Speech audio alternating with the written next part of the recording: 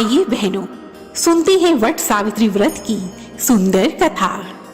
महाभारत के वन पर्व में इस कथा का विस्तार पूर्वक वर्णन मिलता है।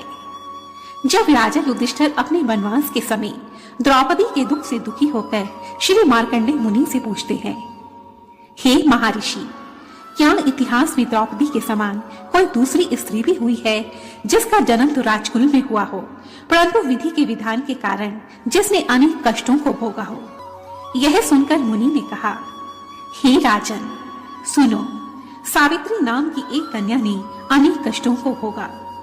मैं तुमसे इस पवित्र कथा को कहता हूँ, तुम इसे ध्यान पूर्वक श्रवण करो।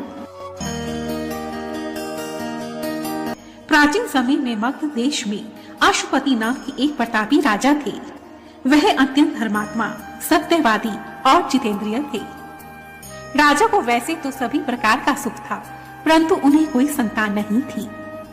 अतः संतान प्राप्ति की कामना से उन्होंने 18 वर्षों तक सावित्री देवी की कठोर तपस्या की।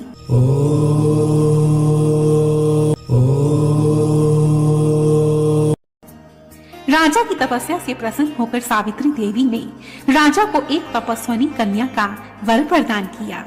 कुछ समय के पश्चात महारानी के गर्भ से एक सुंदर कन्या ने जन्म लिया। राजा ने प्रसन्न होकर उस कन्या का नाम सावित्री रखा। राजकन्या शुक्ल पक्ष के चंद्रमा की भांति बढ़ने लगी। धीरे धीरे उसने युवावस्था में प्रवेश किया। सावित्री की रूप लावण्य को जो भी देखता था वही उस पर मोहित हो जाता था। जब राजा के विशेष प्रयास करने पर भी सावित्री की योग्य कोई वर नहीं प्राप्त हुआ, तो उन्होंने एक दिन सावित्री से कहा, बेटी, अब तुम विवाह की योग्य हो गई हो, अतः तुम स्वयं ही अपने लिए एक योग्य वर की तलाश करो। पिता की आज्ञा स्वीकार कर सावित्री योग्य मंत्रियों के साथ स्वर्ण रथ पर बैठकर यात्रा के लिए निकल पड़ी। कुछ दिनों तक ब्रह्म ऋषियों और राज ऋषियों के तपोवनों और तीर्थों में भ्रमण करने के पश्चात वह राजमहल में वापस आ गई। राजमहल में सावित्री ने अपने पिता के साथ देव ऋषि नारद को बैठे देखकर उन दोनों के चरणों में श्रद्धा से प्रणाम किया। महाराजा अशुपति ने सावित्री से उसकी यात्रा का समाचार पूछा। तब सावित्री ने उत्तर दिया, पिताश्री, तपोवन में अपने माता पिता के साथ निवास कर रहे सत्यवान सर्वथा मेरे योग्य हैं, अतः मैंने हृदय से उन्हीं को अपना पति मान लिया है। परंतु सत्यवान का नाम सुनकर नारद जी सहसा चौंक पड़े और बोले, राजन, सावित्री ने बहुत बड़ी भूल कर दी है। सत्यवान के पिता शत्रु द्वारा राज्य से वंचित कर दिए गए हैं। वह वन में तपस्वी जीवन व्यतीत कर रहे हैं और वह नेत्रों से भी अंधे हो चुके हैं। परंतु राजन, सबसे बड़ी कमी तो यह है कि सत्यवान की आयु अब केवल 1 वर्ष ही शेष रह गई है। नारद मुनि की यह बात सुनकर राजा अशुपति बेचैन हो उठे। उन्होंने सावित्री से कहा, पुत्री, अब तुम फिर से यात्रा करो और किसी दूसरे योग्य वर की तलाश करो। परंतु सावित्री ने दृढ़ता से कहा, पिताश्री, सत्यवान चाहे अल्प आयु हो या दीर्घ आयु, मैं तो अब उन्हें ही अपना पति मान चुकी हूँ। जब मैं उन्हें एक बार अपना पति स्वीकार कर चुकी हूँ, तो फिर मैं किसी दूसरे पुरुष का वरण कैसे कर सकती हूँ? सावित्री का निश्चय दृढ़ जानकर राजा अशुपति ने उसका विवाह सत्यवान से कर दिया।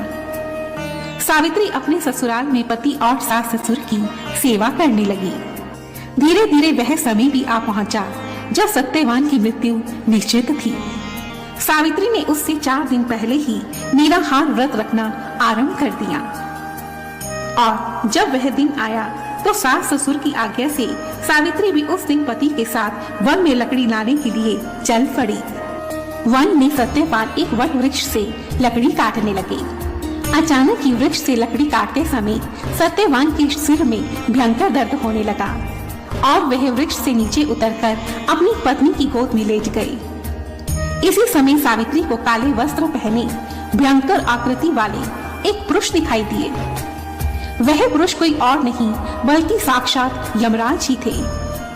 यमराज ने सावित्री से कहा, हे देवी, तुम पतिव्रता स्त्री हो, परंतु तेरे पति की आयु अब समाप्त हो चुकी है, अतः अब मैं इसके प्राण लेने आया हूँ और इतना कहकर यमराज ने सत्यवान के शरीर से सूक्ष्म जीव को निकाला और उसे लेकर वह दक्षिण दिशा की ओर चल पड़े।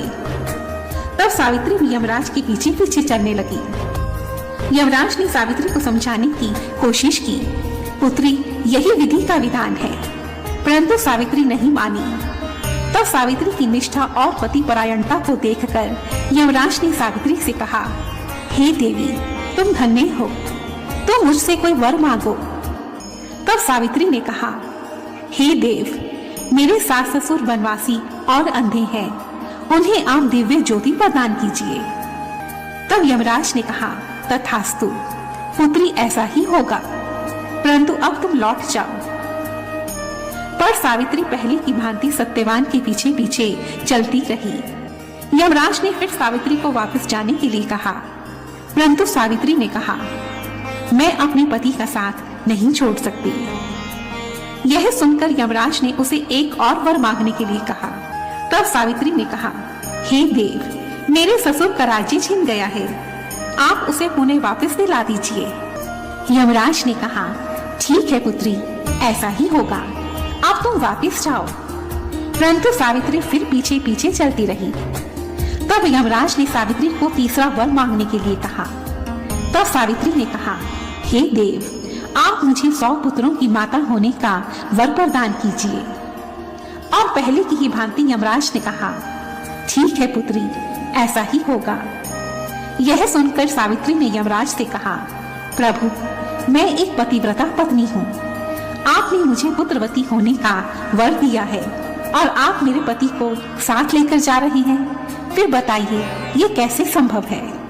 तब यमराज सावित्री के पतिव्रत धर्म और बुद्धिमता के समक्ष नतमस्तक हो गए और प्रसन्न होकर उन्होंने सावित्री से कहा, जा पुत्री, मैं तेरे पति के प्राण वापस करता हूँ। और ऐसा कहकर यमराज अंतर ध्यान हो गई। सावित्री प्रसन्नता पूर्वक उस वट वृक्ष पर वापस आई। कुछ ही समय के पश्चात सत्यवान ने अपने नेत्र खोल दिए। दोनों पति पत्नी खुशी खुशी घर वापस आ गए।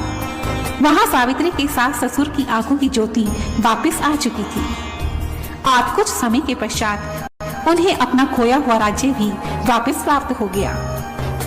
और इस प्रकार सावित्री ने अपने महान पतिव्रत धर्म, कठोर तपस्या और दृढ़ निश्चय से यमराज से भी अपने पति के प्राण वापस ले लिए। धन्य है माता सावित्री। जय सावित्री माता। वट सावित्री व्रत के दिन इस कथा को श्रवण करने मात्र से सुहागिन स्त्रियों को अखंड सुहाग की प्राप्ति होती है। इसलिए इस दिन प्रेम से इस कथा का श्रवण करना चाहिए। जय माता सावित्री, जय वट वृक्ष की। धन्यवाद। और यदि आपको यह वीडियो पसंद आई है तो प्लीज मुझे कमेंट सेक्शन में जरूर लिखें और मेरी ऐसी ही दूसरी वीडियोस को देखने के लिए रेड कलर के बटन को प्रेस कर मेरे इस चैनल को सब्सक्राइब करें और साथ ही बेल आइकन को भी जरूर दबाएं ताकि मेरी आने वाली सभी वीडियोस की नोटिफिकेशंस आपको टाइम पर मिलती रहे। धन्यवाद।